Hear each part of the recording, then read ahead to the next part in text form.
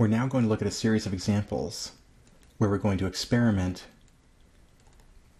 with this f of t thing here, the non-homogeneous part.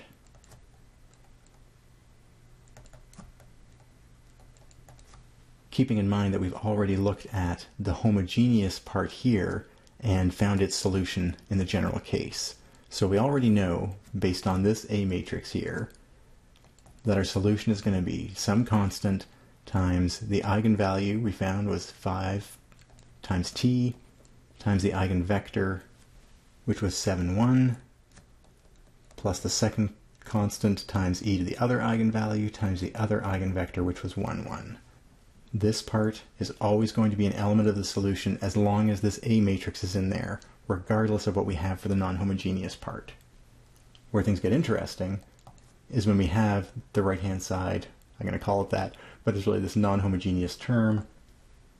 There, we want to build up the solution differently. We use the differential family. And if we look at this term that's standing out here, we see t's, and we see the constant function 1, and multiples thereof, and so immediately we would say our solution for the non-homogeneous part is going to be a t times some vector of constants plus 1 times some other vector of constants. And the functions here are scalars. This whole component here would be our non-homogeneous part. And we then find u1, u2 by summing this part of the solution into our differential equation and seeing what pops out for u1, u2. Because this part of the solution applies to the corresponding homogeneous part of the differential equation, it's always going to be the same again, regardless of what we add as a non-homogeneous part. Since we're just going to experiment with this, let's copy this part over to the next few pages. Here we have the same corresponding homogeneous part plus a new non-homogeneous part, and this has a differential family, and that differential family is made up of the functions in here, so we need a sine of t, but we also need its derivatives, so we'll need a cos of t. Do we need anything else? Well, the derivative of cos is related, or is a combination of sines, so we can just leave it at that.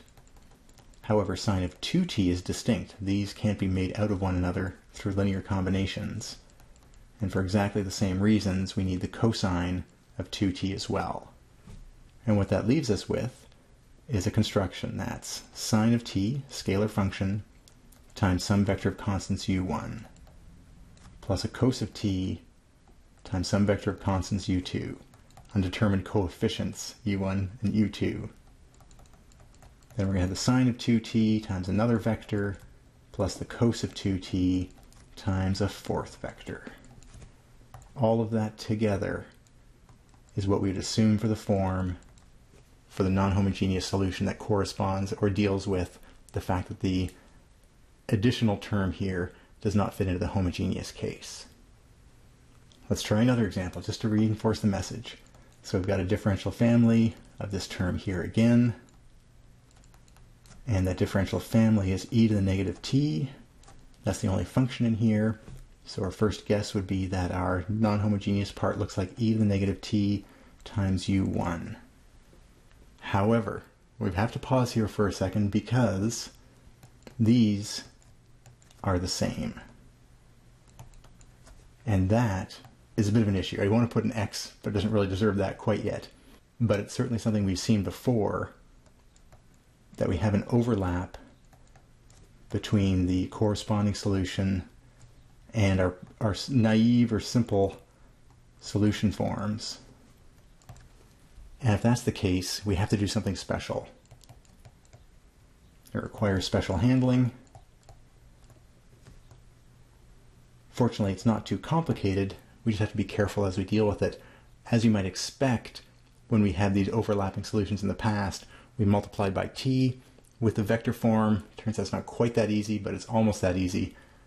There's just a few extra details about the coefficients. We'll see that as we move forward.